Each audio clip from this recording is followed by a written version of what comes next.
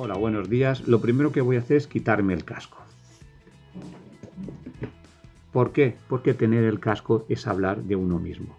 Durante estos días hemos hablado de las rutinas que yo tengo, de tus rutinas, las que tú haces en tu casa, pero se nos olvida algo importante.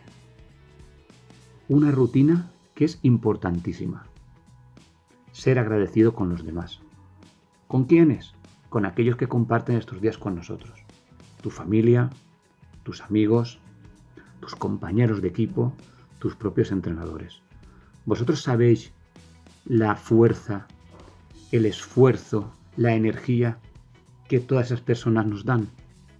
Pues tenemos que corresponder. Salir de nosotros mismos, dejar el casco a un lado y esta semana dedicarnos a que se sientan bien. Recordarlo, uno tiene que estar bien, pero también tiene que hacer bien a los demás.